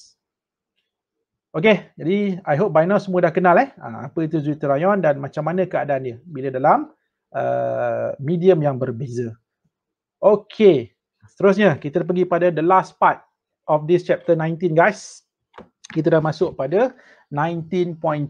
Okay, 19.2 chemical properties of amino acids. Jadi in this 19.2, what you guys are going to learn, okay, yang pertama saya akan ajar you all the reactions of amino acid kesemua tindak balas yang berlaku pada amino acid. So apa dia? Yang pertama, reactions of amino acid with hydrogen chloride. Second, reaction of amino acid with sodium hydroxide. Yang ketiga, apa ni? Nampak macam familiar ni. Sodium nitrite dengan HCl ni guys. What is this? Nitrous acid. Ni kan nitrous acid ni, kan tindak balas dengan nitrous acid. Okey, dan yang keempat, tindak balas amino acid dengan alkohol in the presence of an acid catalyst. Ini pun yang nampak macam familiar kan? Apa ni? Esterification, kan? Penghasilan ester. Okey, ni yang pertama lah, the first part. And then second, the last is saya akan tunjukkan juga sedikit macam mana kita nak tengok tentang formation of peptide. Okay, peptide bond di dalam peptide ataupun saya rasa mungkin pernah dengar kot peptida kan, peptida ataupun dipeptida ni. Okay, so itu nantilah dalam the second part of this 19.2. Okay, kita start yang pertama dulu. Tindak balas yang pertama reaction with hydrogen chloride. Okay, sekarang kita tahu kan dalam amino acid ni dia ada amino group. So bila ada amino group guys, maksudnya amino group tu adalah basic kan. So bila basic means that bila kita tindak balaskan dengan hydrogen chloride, bolehlah berlaku reaction. Sebab hydrogen chloride adalah acidic. Kan amino group adalah basic. Jadi basic, base meets acid, jadi apa? Salt. Kan dia akan berlaku neutralization punya reaction kan. Jadi that's why in this case, tengok contoh dekat sini nampak? Kita ada suatu amino acid bila bertindak balas dengan hydrogen chloride. Okay, so apa berlaku? Apa berlaku kat sini guys? So kat mana berlaku reaction? Inilah amino ni basic. Ini kan acid. Akan berlaku acid base reaction lah sebenarnya. So apa yang berlaku? Kita akan dapat salt. And this is the salt guys yang kita akan dapat. So daripada NH2, okay, kita akan tukarkan dia kepada ammonium chloride. Okay, ammonium chloride. Jadi this is one example of reaction of amino acid with hydrogen chloride. Okay, second, tindak balas dengan nitrous acid. Okay guys, the reaction between amino acid dengan nitrous acid ni, dia adalah sama macam apa tau? Sama macam reaction yang you belajar, tindak balas antara nitrous acid dengan primary aliphatic amine. Ingat lagi tak? Primary aliphatic amine, bila kita buat nitrous acid test, pada temperature 0 to 5 degrees Celsius, apa berlaku? Kan you akan dapat a mixture of apa? You akan dapat a mixture of 3-al. Ingat lagi tak? 3-al tu. Apa? Alkyl halide, alkohol, alkin. You akan dapat 3-al tu kan? Dan ingat 3 plus 1. Apa 1 ni satu? Nitrogen gas kan? Itu apa yang berlaku dekat primary aliphatic amine. And guys, kalau you nak tahu, benda yang sama juga berlaku untuk amino acid. Benda yang sama juga berlaku untuk amino acid. Kenapa? Sebab amino acid ni, walaupun dia amino acid, dia ada amino, dia ada NH2. Jadi seolah-olah macam apa? Dia punya structure tu samalah macam primary aliphatic amine juga. So that's why bila kita buat tindak balas dengan nitrous acid guys, amino group daripada amino acid yang akan bertindak balas. Di mana kita akan dapat the same product juga. The same products. Okay, apa? Kita akan dapat a mixture of alkyl halide, kita akan dapat alkohol, dan juga kita akan dapat, ini mungkin lain sikit, you akan dapat alkinoic acid. Alkinoic acid ni apa? Dia adalah carboxylic acid yang ada carbon-carbon double bond. Itu masuk alkinoic acid. And at the same time, apa? Nitrogen gas akan bubble up, akan dibebaskan. Gas tu akan dibebaskan. Okay, contoh dia macam ni. Kita tengok contoh equation lah. Okay guys, nampak? Kalau kita tengok dekat sini, katalah this is the amino acid yang kita gunakan. Okay. Nampak tak? Dia ada NH2 ni. Dan kalau tengok, sekali tengok, ini kan seolah-olah macam primary aliphatic amine lah juga kan. Sebab dia ada, dia ada nitrogen NH2 bonded to C kat sini kan. Dia ada satu C kat sini. Okay, jadi bila berlaku reaction dengan nitrous acid, so what happen actually, okay, first dia akan produce salt, garam tu. Tapi disebabkan dia punya garam tu tak stabil, garam itu akan decompose, ingat lagi kan? Garam tu akan decompose, so the decomposition of the salt, dia akan bebaskan apa? Dia akan bebaskan nitrogen gas. And then at the same time, kita akan dapat carbocation ion kan?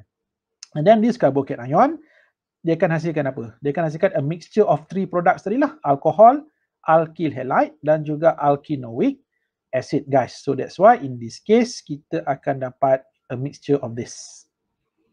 Okay, so ini alkohol. Nampak dia ada OH. So ini tadi adalah alkyl halide. So inilah alkinoic acid. Nampak dia ada carbon-carbon double bond. And then at the same time, see, nitrogen gas is released to the surrounding. Okay, gas nitrogen dibebaskan. Right.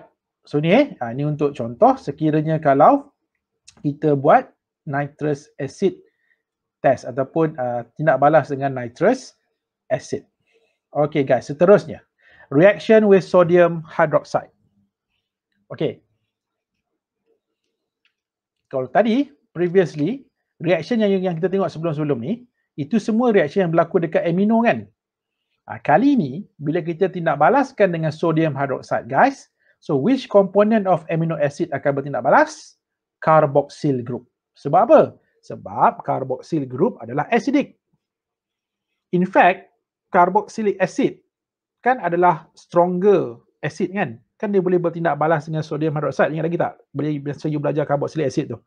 So that's why in this case, bila kita tidak balaskan amino acid dengan sodium hydroxide, which is a strong base, apa berlaku adalah sama juga. Dia akan berlaku neutralization. Maksudnya berlaku tindak balas untuk form salt and water. Garam dan air. Sebagai contoh, tengok contoh kat sini. Nampak tak? Jadi bila berlaku reaction guys, ni karboksil ni, ini yang akan bertindak balas dengan sodium hydroxide. Dan you pun dah belajar kan dalam reaction ni apa berlaku? Dia akan putus dekat mana? Dia akan putus dekat H kat sini. Kan, jadi H ni dengan OH ni, ini dengan H akan form apa? Water. And then O dengan Na ni you gabungkan jadi garam kan? Jadi kita akan dapat salt. And, dia tak masukkan pula kat sini. Salt and water guys. Dia punya side product. Okay, right. So kita dapat sodium carboxylate salt lah. Okay. So ini apa yang berlaku kalau tindak balas dengan sodium hydroxide. Okay, seterusnya guys. Reaction with acid catalyzed alcohol. Inilah apa yang saya dah beritahu tadi esterification. Okay, di mana sama juga disebabkan ada karboksil kan. Dalam amino acid ada karboksil. Jadi karboksil itu yang akan bertindak balas dengan alkohol in the presence of acid catalyst to form ester and water. Okay, ini pun samalah macam reaction esterification you belajar sebelum ni. Kan? So apa berlaku guys dalam esterification ni, kali ni dekat karboksil ni dia tak putus dekat O dengan H, dia putus dekat sini. OH ni akan keluar. Dan dekat alkohol dia putus dekat mana? Dia akan putus dekat H ni. Jadi this H dengan this OH, so ini akan form apa? Itu akan form water tadi kan. And then apa you buat? The rest of these two structures you cantumkan. You cantumkan both of this. Okay, kita akan dapat ester. Okay, kita akan dapat ester. And then what else? You akan dapat water. Okay, air lah dia punya side product. Okay, dan guys, perasan tak apa lagi berlaku dekat sini? Apa lagi berlaku kat sini? You nampak tak apa jadi dekat NH2? Guys, kenapa NH2 juga berlaku reaction? Kenapa NH2 jadi NH3+? Sebab, kena ingat, kita tindak dalam this esterification, kita tambah apa guys? Ada tambah acid. Kan? The presence of acid catalyst. Bila ada acid dalam ni, kita tahu amino ni apa? Amino adalah basic. Jadi, bila you tambahkan acid dalam this reaction, acid ni juga akan bertindak balas dengan this amino. Sebab tu dekat sini dia akan jadi NH3+. Ini kerana ramai yang lupa benda ni tau. Selalu kalau reaction ni, ramai akan fokus dekat ester saja. You all lupa. Dekat sini ada amino dan dekat amino ni juga guys berlakunya reaction. Jadi daripada amino, dia akan jadi NH3+. Sebab basic tindak balas dengan acid, dia akan terima proton kan. Bila terima proton, that's why NH2 akan convert jadi NH3+. So berhati-hati ni saya tandakan dekat sini lah. Guys supaya you alert sikit. Untuk reaction macam ni, you kena hati-hati. Sebab apa? Sebab di dua tempat ni berlaku reaction. Dekat karboksil dia jadi ester, dekat amino ni dia jadi ammonium ion. Okay? Alright, seterusnya guys. Sikit lagi. Okay, seterusnya kita ada ini guys. Peptides. Peptides Sekarang saya ajar pula macam mana nak hasilkan peptide ataupun peptida. Okay, what is peptide? Peptide ni adalah apabila dua amino acid yang berbeza bergabung. Dia tak sebenarnya berbeza lah. Actually, it could be the same amino acid pun boleh juga ataupun different amino acid pun boleh juga. Okay, jadi apa berlaku adalah when two different ataupun same amino acids combine, dia akan form dipeptides. Okay, contohnya for example, okay, katakanlah glycine guys, kita gabungkan dengan alanine. Okay, glycine you gabung dengan alanine, dia akan jadi glycyl alanine. Ataupun apa? Singkatannya gly-ala ataupun GA. GA itulah glycyl alanine. Itu kalau kita guna glycyl dengan alanine lah. Tapi kalau you guna alanine campur dengan combine dengan glycine, dia terbalik pula. Dia akan jadi alanyl glycine. Okay, ala-gly. Bukan ala-geli. Ala-geli. Bukan. Ala-gly. Alanyl glycine. Tadi gly-ala. Okay, gly-ala.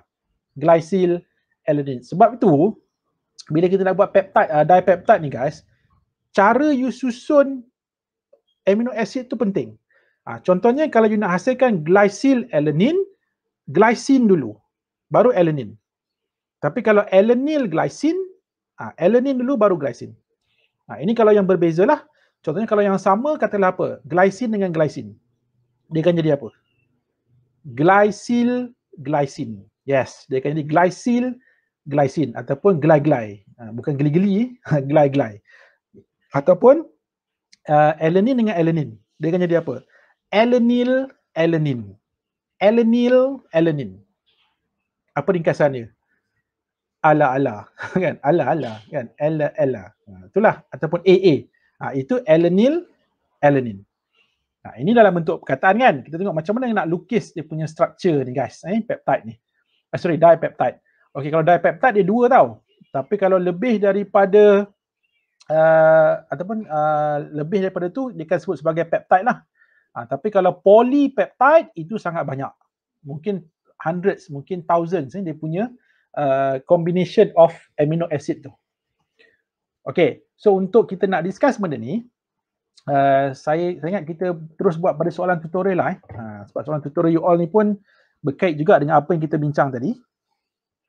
Okay, let's look at question tutorial 19.2 guys. Question number 1. Okay, yang pertama, draw the structure of each product form when tyrosine reacts with sodium hydroxide, hydrogen chloride, and then apa? Methanol in the presence of concentrated sulfuric acid, and then kita reflux. Excuse me. And then nitrous acid. Pada temperature 0 to 5 degree Celsius. So let's start with the first reaction dulu. Guys, tindak balas dengan sodium hydroxide. Jadi which component guys yang akan bertindak balas? Kalau kita tindak balaskan dengan sodium hydroxide. Sodium hydroxide apa? Strong base kan? Jadi bila strong base, karboksil ni lah kan? So karboksil ni yang akan bertindak balas dengan sodium hydroxide. Okey, dan ini juga ramai yang lupa. Guys, you kena ingat. Dalam struktur tyrosine ni ada apa? Dia ada struktur phenol ni guys. Perasan tak? Dia ada phenol ni kan? So saya tanya, phenol boleh tak bertindak balas dengan sodium hydroxide? Boleh kan? Kan? Phenol boleh kan bertindak balas dengan sodium hydroxide? Alkohol yang tak boleh. Jadi, dalam kes ini guys, bila bertindak balas dengan sodium hydroxide, ada dua tempat yang akan berlaku reaction. Pertama dekat karboksil, second dekat OH of phenol ni. Okay, so that's why jawapan dia, you akan dapat ini. Nampak tak? Dua tempat. Satu dekat sini, satu lagi dekat karboksil. Sebab tu you kena alert ni. Walaupun ini topik amino acid, tapi sebenarnya dia menguji banyak benda. Pengetahuan yang you belajar dalam carboxylic acid, pengetahuan yang you belajar dalam topik phenol. Okay. Right, ini untuk 1A. Okay, 1B. Tindak balas dengan hydrogen chloride. So hydrogen chloride ni apa? Acid. Jadi kalau acid, which component, which part of amino acid akan bertindak balas? Amino. Jadi tukarkan amino jadi apa? Ammonium chloride. Okay, so kita akan dapat NH3 plus Cl ni. Okay guys so kita akan dapat ini, the salt. Okay, so itu untuk tindak balas dengan HCl. And then yang ketiga, kita buat esterification. Okay, esterification. So apa berlaku pada alkohol? Alkohol akan putus dekat H, karboksil akan putus dekat OH. Jadi OH dan juga H ni akan jadi air. And then you buat apa? You cantumkan lah kan? You cantumkan ini. Dan jangan lupa guys, kita menggunakan concentrated sulfuric acid. Ada acid dekat sini. So acid ni akan bertindak balas juga dengan apa? Akan bertindak balas dengan this amino. Nampak? Dia akan bertindak balas dengan amino ni. Jadi, satu reaction berlaku dekat sini. Satu lagi reaction berlaku dekat sini. So that's why kita akan dapat ini guys. Nampak? Sini dia akan form ester. And dekat bawah ni, nampak daripada NH2, dia akan jadi NH3+. Okay, ini yang part yang berbentuk ester lah. Okay, ester yang kat atas ni.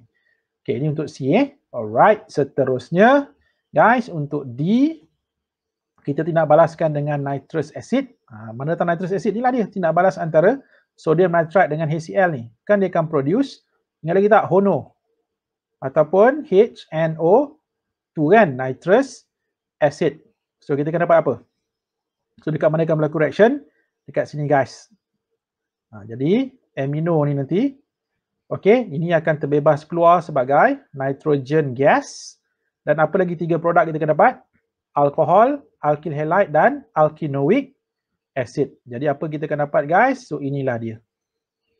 Nampak? So kita gantikan yang pertama NH2, you gantikan dengan OH, you dapat alkohol. And then you gantikan NH2 tu dengan Cl, you akan dapat haloalkane ataupun alkyl halide. And then this carbocation ion ni asalnya kan, kat sini kan carbocation ion kan. So jadikan dia alkene here. So kita akan dapat alkinoic acid. And dalam masa yang sama jangan lupa akan ada gas nitrogen yang akan dibebaskan. So inilah dia reaction dengan nitrous acid guys. Okay, boleh Okay, seterusnya. Okay, ni tadilah kita balik semula pada cerita peptide tadi. Okay, seterusnya saya nak tunjukkan macam mana kita nak tunjukkan formation of peptide bonds. Okay, dan kalau korang nak tahu sebenarnya proses penghasilan peptide ni guys, dia juga dikenali sebagai condensation reaction. You guys ingat lagi tak? When was the last time you jumpa istilah condensation reaction ni? Tindak balas apa? Tindak balas apa? Ingat lagi tak? Dalam carbonyl compound kan? Carbonyl compound tindak balas dengan apa? Dengan derivatives of ammonia kan? Contohnya macam Brady's test tu. Itu kan satu contoh condensation reaction di mana reaction itu membebas dia menyingkirkan, dia eliminate apa? Smaller molecule such as water molecule. Jadi sebenarnya guys, formation of peptide juga dia adalah satu contoh condensation reaction. Kenapa? Dia macam ni.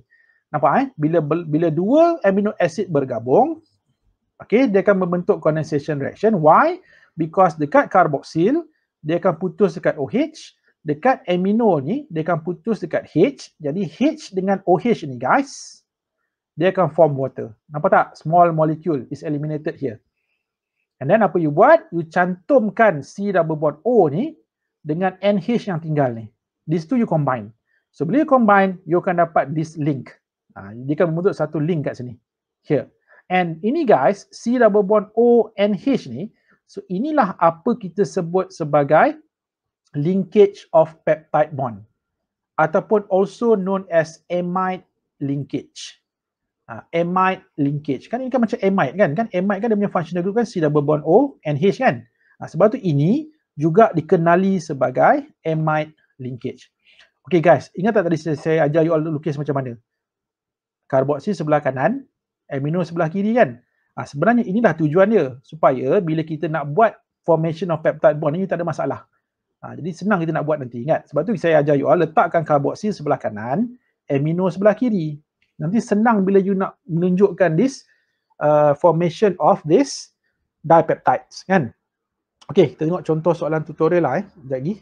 And then sikit lagi, peptide bonds are formed by the reaction between adjacent carboxyl, okay, tak ada apalah, dan juga amino groups with the elimination of water molecule. And that's why this reaction guys is also known as condensation reaction. Okay, and then ni satu contoh lah. Kalau you tengok dekat sini, kalau itu dia punya dipeptide dekat atas. Okay, sorry, kalau ini adalah dia punya monomer dia. Jadi bila dia membentuk dipeptide, maksudnya ini akan putus dekat OH, ini akan putus dekat H, so itu yang akan bergabung, so kita akan dapat inilah. Okay, the dipeptide. Ini kalau kita gunakan dipeptide monomer yang sama. Maksudnya both of these are the same monomers, are the same amino acids. Tapi kalau amino acid yang berbeza, structure dia akan lain lah.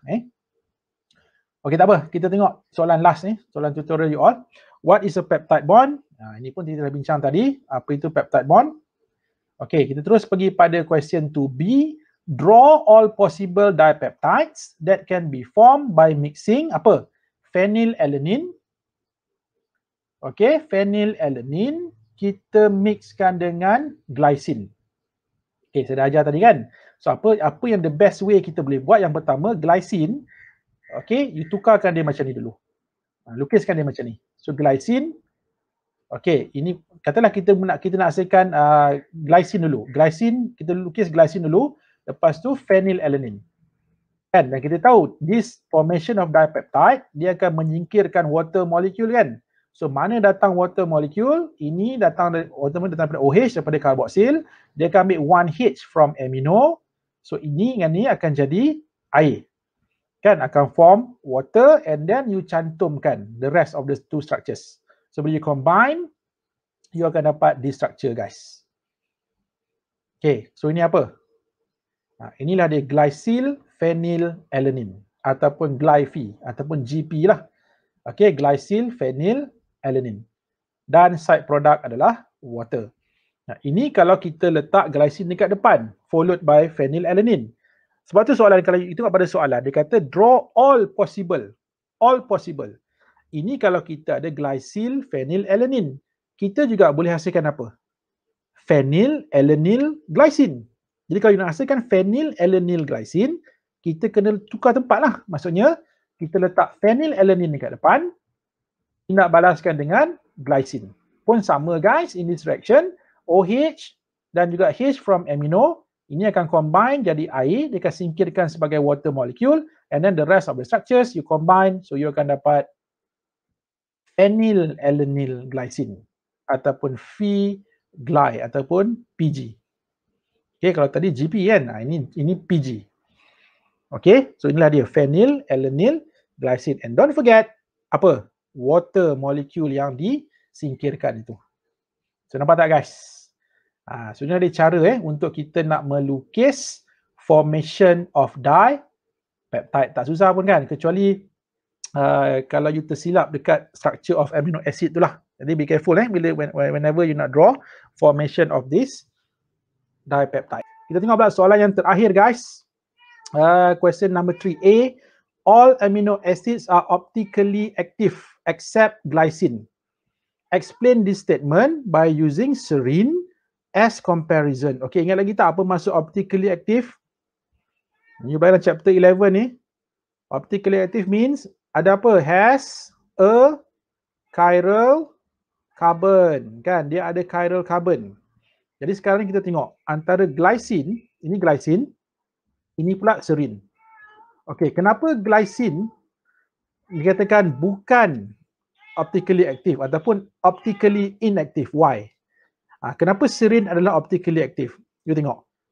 Glycine ada tak chiral carbon? Okey, ingat lagi tak? Ni carbon, nampak dia bonded dengan berapa? 1, 2, berbeza kan? Tapi dia ada 2 H yang sama guys, nampak? 2 hidrogen yang sama. So therefore glycine tak ada chiral carbon. On the other hand, serine, cuba tengok serine. Dia punya C ni bonded dengan H, bonded dengan amino, bonded dengan carboxyl, bonded dengan CH2OH. So these are 4 different atoms ataupun group of atoms. So therefore serine ada apa? Serine ada chiral carbon. Dan ingat lagi tak? Kita kena mark chiral carbon using asterisk. Kan asterisk ni you kena tandakan dia guna di simbol. So since serine ni ada chiral carbon, so that's why serine adalah optically active. Okay, so clear everyone Alright. Okay, soalan yang terakhir 3B. And then draw all possible stereoisomers of serine. Okay, ingat lagi tak? Kalau compound itu ada chiral carbon, so apakah type of stereoisomers yang akan wujud guys? Ni chapter 11 punya cerita ni. Jangan kata dah lupa pula. Apa? Dia akan ada apa? Dia akan ada a pair of enantiomers. Kan? Enantiomers. Jadi bila nak lukis enantiomers, apa enantiomers? Dia adalah mirror image to each other dan tidak boleh superimpose. So katakanlah kita draw dulu. Okay, dia mesti kena lukis dalam bentuk 3D macam ni. Okay, inilah serine. Right, and then kita draw dia punya mirror image. So ini dia punya mirror image. Okay guys jadi kalau kita tengok, both of these adalah mirror image to each other kan. Dan boleh tak dia superimpose? Tak boleh. So these two are non-superimposable. So that's why these two actually are a pair of apa tadi? A pair of enantiomers. Okay guys, jadi itulah dia. Okay, jawapan untuk soalan tutorial you all. So kita dah habis bincang soalan tutorial, dan bukan sekat kita dah habis soalan tutorial, guys, kita juga actually, okay, we have already finished with chapter 19 amino acids. Jadi guys, in the next lesson nanti kita akan sambung pula dengan chapter 20, chapter yang terakhir untuk organic, apa? Polymers. Okay, so I think that's all untuk kita punya lesson hari ini. So kita akan jumpa lagi guys in the next lesson. Okay, terima kasih semua. Thank you guys. You guys are awesome today. Okay, so have a nice day. Thank you. Assalamualaikum warahmatullahi wabarakatuh. Have a nice day guys. See you in the next lesson. Bye. See ya.